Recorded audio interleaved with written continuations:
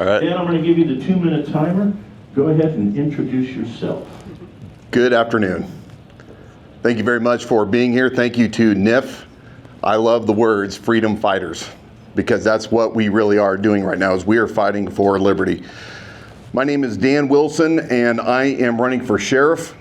I originally hailed from Spokane Valley, Washington. I was a 4th generation Spokane kid there, and started my construction apprenticeship in Kootenai County. Grandparents lived in Kootenai County. I've spent a lot of my time over in this great state. Finally, in 2020, I was able to move over here.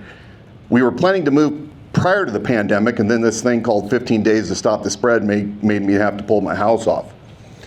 I was a homeschool kid. Any of you first generation homeschool kids from the 80s here? Anybody? Anybody that's a homeschool kid? All right, awesome.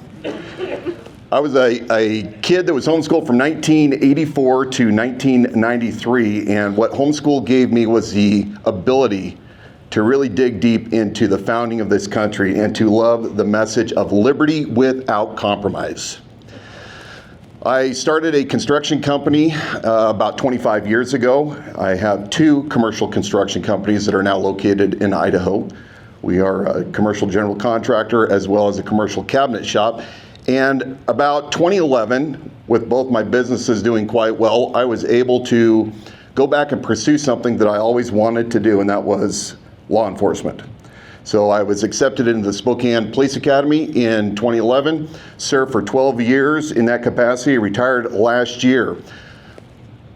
The way things are going in this country with what we saw during 2020 caused me great concern. And I am ready to prepare this county for the next time they try to do an end run around the Constitution. Perfect. All right, so let's just have a conversation with me.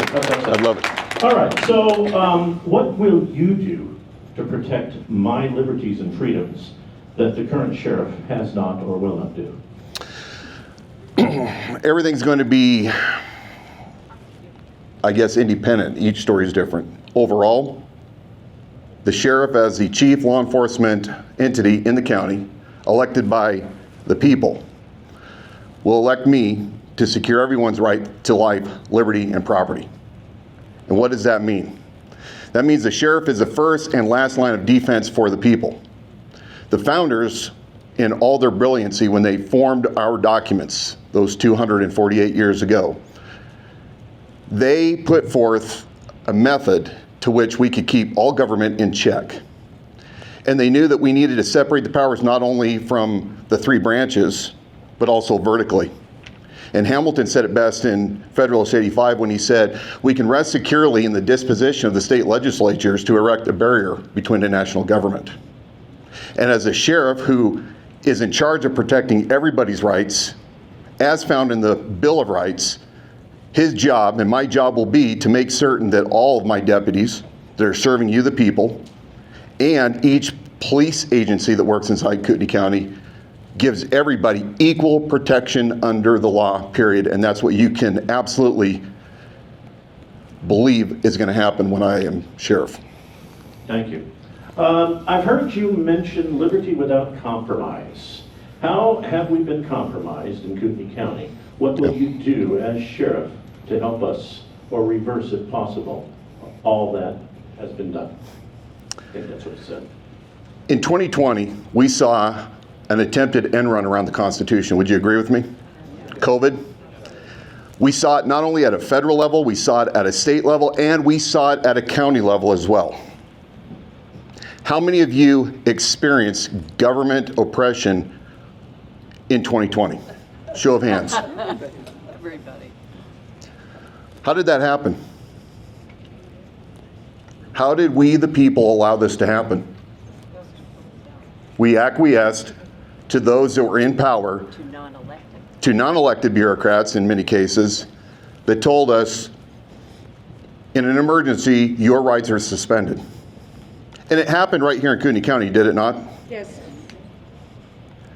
Well, let me tell you, men of liberty see danger on the horizon, and they don't wait until it is upon them to make an action plan, or after it's happened for a while, to be able to come back in retrospect and say, oh, now I see what's taken place. Men and women of liberty know what's on the horizon when it comes to the attack on tyranny, and they act accordingly. And that's exactly what we're going to do. Perfect. Okay, now, don't shoot the messenger. Just reading the questions. Please explain and clarify your derogatory comments regarding the local megachurch, using terms like soy boys with tight-leg pants, using Saul Alinsky tactics, protesting the church. Will you retract your statements and apologize to other Christ followers? Wow, that's a good question for Sheriff. Pardon me? There was a word you missed. You used the word prostitute. Okay. So what the question is referring to is I have a podcast that I've had for several years called The Unspoken Podcast. And we talk about all things. There's nothing that is the sacred cow that we don't discuss. This particular episode was concerning a conversation that I heard when I was in a Starbucks over on the other side of the border. And it was a church gathering of leaders that were talking about how to manipulate the congregations in order to give more to build a new building. And so what I was referring to, and I'd love for you guys to actually go to, we'll put it on the idahosheriff.com website so you can hear specifically yourself what I said. And I do not apologize for talking about those people that want to make the church a corporation. Amen. Yeah. Jesus Christ is not a marketing tool. And if anybody's okay with churches being in a business model and manipulation of the people that they are supposed to minister to, then I do not apologize. Thank you. I'm just reading the cards as best I can. Okay, now this one's actually titled for Sheriff, but he's not here. So I am going to modify the question because it's a good one so that Dan can answer it. I hope that's okay. So, would you confiscate the COVID bioweapon vaccines? And would you take porn books out of the library?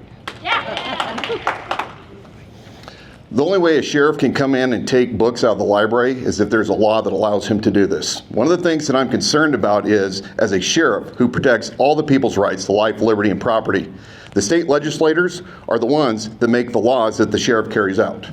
If you don't like the books that are in the libraries that are accessible to kids, then you need to talk to your legislators, you need to talk to your library board, and you need to talk to the citizen activists that are working to get these vile filth books out from under the areas where children can access them to. So I am not going to, though, arbitrarily go in and decide who is and who isn't obeying the law just because the rest of the people think it's something that a sheriff should do. If it's lawful, there's nothing that a sheriff can do.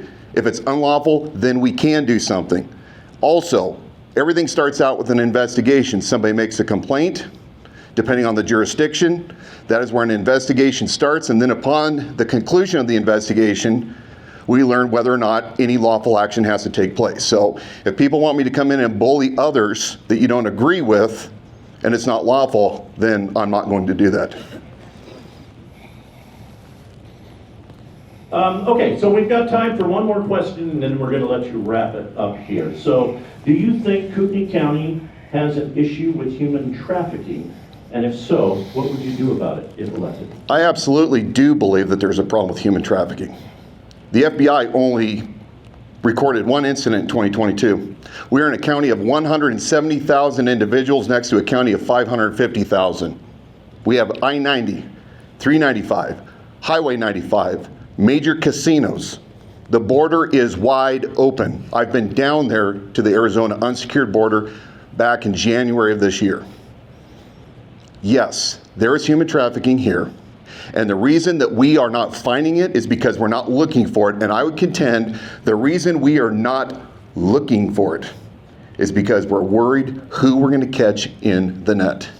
And I can assure you that human trafficking is going to be one of my biggest issues that we will go after, and we will root it out from this community, because if we do not protect the most vulnerable amongst us, then who are we as Americans? Thank you. So, big applause for standing up here alone. I know it's like a campaign speech, but it's not, because he had no idea what I was going to ask. The questions were written by you. So, Dan, thank you, and I'm going to give you 2 minutes for that. Everyone in here, I believe, agrees with me that we are facing difficult times, not only right here in the state, but also nationwide. Would you agree with me?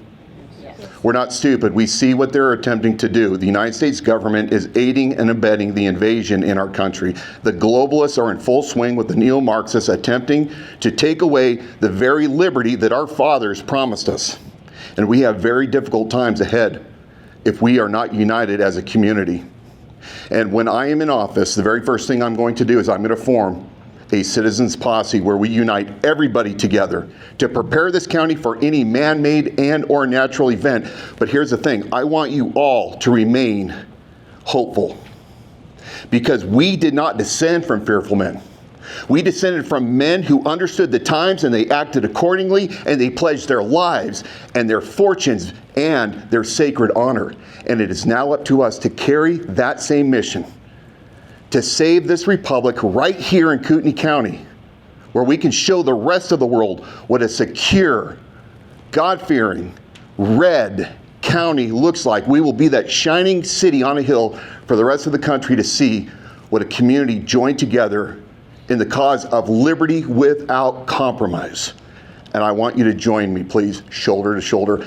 God bless you all. Stay of good courage, and may God bless Kootenai County. Thank you. Okay, so now if you're running for county commissioner, please start heading your way on up here. The white zone is for parking only.